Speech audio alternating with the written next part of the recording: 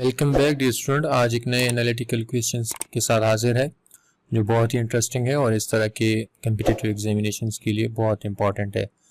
तो स्टेटमेंट की तरफ आते हैं। 8 people STUVWXYZ were each born in a different years 1971 to 1978.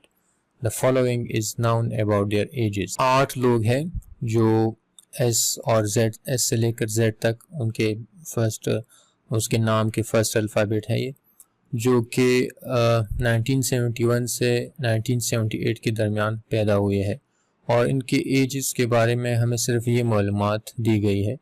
तो इनके रिलेवेंट अब क्वेश्चन है आगे। तो क्या बताया गया है? बताया ये गया है कि W is older than V। इसका मतलब है कि आपका जो W है वो पहले पैदा हुआ है V से। इनके बीच और कोई है या नहीं है वो डिपेंड करता है आपके क्वेश्चंस पे, लेकिन W पहले पैदा हुआ है V से। इस पहली कंडीशन से हमें ये पता चला। दूसरी कंडीशंस की तरफ आते हैं। दूसरी कंडीशन में ये है कि S is younger than both Y and V। इसका मतलब ये हुआ कि Y और V जो है ये पहले पैदा हुई है S से और V ये पहले पैदा हुई है S से। या इसका एक और मतलब ये भी हो सकता है कि V Y S, लेकिन S बाद में पैदा हुआ है, पहले V और Y पैदा हुए हैं और इनके दरमियान भी कोई ना कोई है, ये हमें नहीं पता, लेकिन ये कंडीशन मस्ट है कि V और Y पहले पैदा हुए हैं S से। तो दिस इज कंडीशन नंबर 2। अब कंडीशन नंबर 3 की तरफ आते हैं। कंडीशन नंबर 3 में है कि T is not younger than Y। इसका मतलब इन अदर सेंस ये हुआ कि T जो है वो पहले पैदा होगा Y से।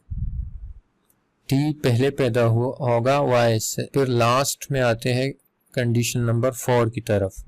इसका मतलब है कि Y पहले पैदा हुआ है Z से और इनके बीच में भी कोई है या नहीं है, डिपेंड्स अपॉन द सिचुएशंस, लेकिन ये पता है कि Y जो है पहले है Z से और फिर Z के बाद है आपके पास U, और U इसका मतलब है कि U जो है इन दोनों में से U जो है वो यंगर है।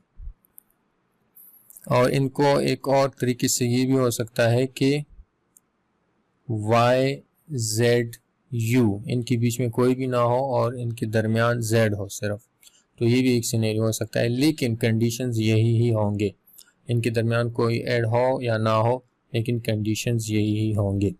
तो इन सारे कंडीशंस को मैं एक टेक्स्ट बॉक्स में लिखता हूँ ताकि आपको क्वेश्चन अंडरस्टैंड करने में आसानी रहे। जैसे टेक्स्ट बॉक्स में मैंने सारी कंडीशन लिख लिए। हमने क्वेश्चन नंबर 1 को सॉल्व करना है। Which one of the following is a possible sequence of berth from first to last. First to last कौन सा बर्थ सीक्वेंस जो है वो करेक्ट है? तो इट इज सिंपल, आपने एलिमिनेशन मेथड अप्लाई करना है। Most of the question that is asked in analytical reasoning, जो आपका पहला क्वेश्चन है वो एलिमिनेशन मेथड से सॉल्व करना है आपने। तो पहला कंडीशन ये है कि W का जन्म पहला होगा, फिर बाद में V होगा। तो WV WV WV WV WV, it means कि कंडीशन 1 जो है सब में अप्लाई हो रहा है, तो इस पे आप किसी भी ऑप्शन को आप एलिमिनेट नहीं कर सकते। अब आते हैं क्वेश्चन नंबर 2 की तरफ, सॉरी कंडीशन नंबर 2 की तरफ। इसमें यह है कि Y V पहले होंगे S से, तो ये S है, इससे पहले है Y और V। ये S है, इससे पहले Y और V है। ये S है, इससे पहले Y और V है। ये S है, इससे पहले Y और V। तो मतलब D ऑप्शन जो है आपका गलत है। और S है, S से पहले Y और V होना चाहिए, तो ये भी ठीक है। अब आते हैं कंडीशन नंबर 3 की तरफ। इसमें हो कि T और T पहले होना चाहिए Y से। इसमें देखो T Y ठीक है, T पहले होना चाहिए Y से, T पहले होना चाहिए ऑलरेडी T पहले Y, तो ठीक है। तो मतलब आप से कंडीशन 1 से लेकर 3 तक इसने सिर्फ एक ही ऑप्शन को एलिमिनेट कर लिया। तो क्योंकि अब आपके पास आखिरी जो डिसाइडिंग फैक्टर है वो ये ऑप्शन है। तो इसका मतलब है कि आपका जो z है वो y और u के दरमियान होना चाहिए। अब देखो इसमें क्या z y और u के दरमियान है, नहीं है, तो straight away it is cancelled. इसमें देख लो z y और u के दरमियान है, नहीं है, तो ये भी कैंसल। z देख लो y और u के दरमियान नहीं है, तो only option that is left is a. अगर इसमें देख लिया आप z y और u के दरमियान है, तो that is the correct sequence from first to last. अब आते हैं क्वेश्चन नंबर 2 की तरफ। If s was born in 1975 which one of the following must be false। तो इसमें false जो है आपने ढूंढना है। अब आप देखें, मैं इसकी प्लेसमेंट पहले लिख लेता हूं।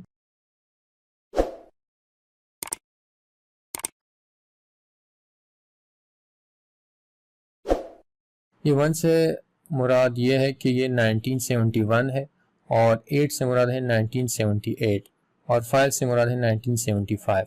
तो इसमें ये क्या है कि S was born in 1975। अगर S जो है आपका 1975 में पैदा हुआ तो यहाँ पे हमने S लगा लिया, तो इनमें से कौन सा जो है वो लाजिम गलत होगा।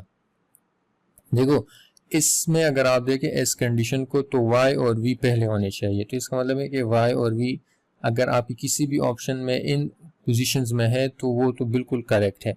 V देखो 1973 पे है, तो इट मीन्स कि ये बिल्कुल ठीक है। V जो है तो इसलिए ये आपका ऑप्शन नहीं हुआ, क्योंकि आपने फॉल्स ऑप्शन को ढूंढना है। V भी 1975 से पहले है, तो ये भी आपका ऑप्शन नहीं हुआ।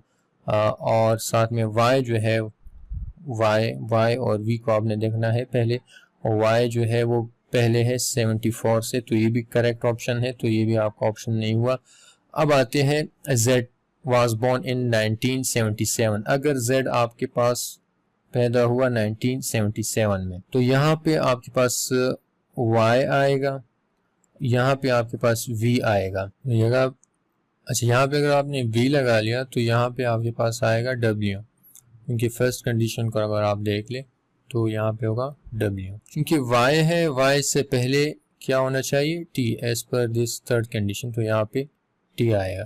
तो यहाँ पे X लगा लो, और यहाँ पे आपके पास U आएगा, क्योंकि Y और U के दरमियान Z होना चाहिए as per this fourth condition. तो इसका मतलब है कि अगर आप Z को 1977 पे भी रख ले तो स्टिल आपके पास ये ट्रू है, तो ये भी हमारे पास ऑप्शन नहीं हुआ, क्योंकि हमने फॉल्स ऑप्शन को ढूंढना है। अब जो बचता है यही फॉल्स है। अगर हम इसको देख ले तो इस पे ये सारे कंडीशंस अप्लाई नहीं होते। तो लेट्स सी, इसके लिए हम ड्रा करते हैं।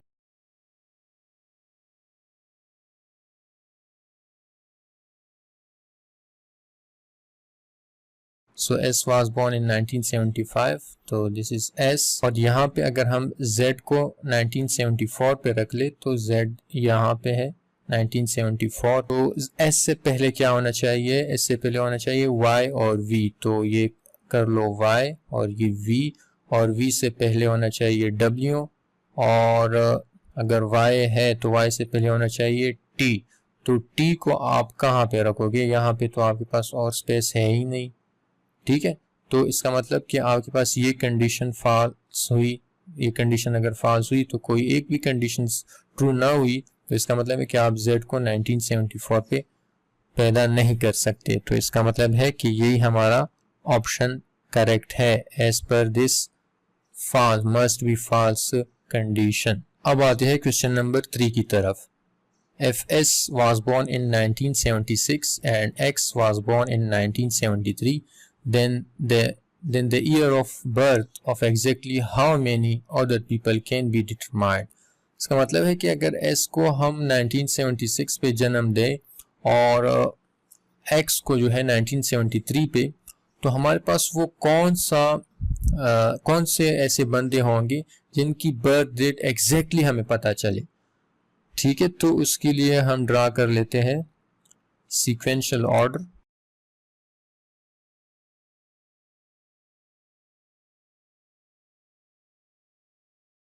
S was born in 1976, so S आपके पास यहाँ पे होगा, and X is 193, so x यहाँ पे होगा।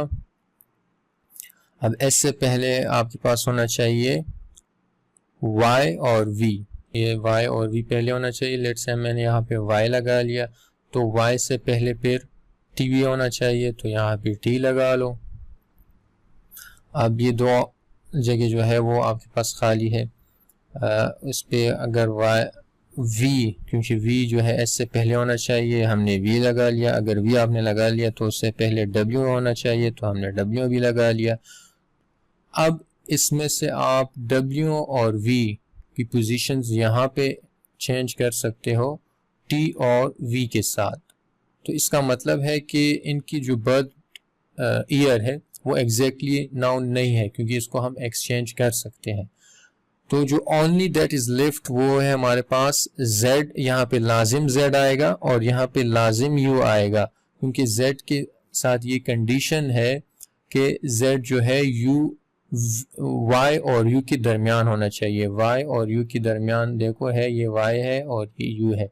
तो हमारे पास ये दो बंदे हैं जिनकी बर्थ ईयर जो है हम एग्जैक्टली इन दो कंडीशन से फाइंड कर सकते हैं। तो वो कितने बंदे हैं, दैट इज 2। तो the right option is C. This is sequential order analytical reasoning questions.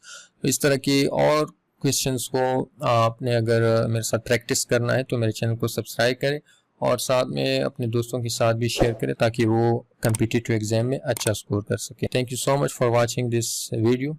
I hope you will enjoy it.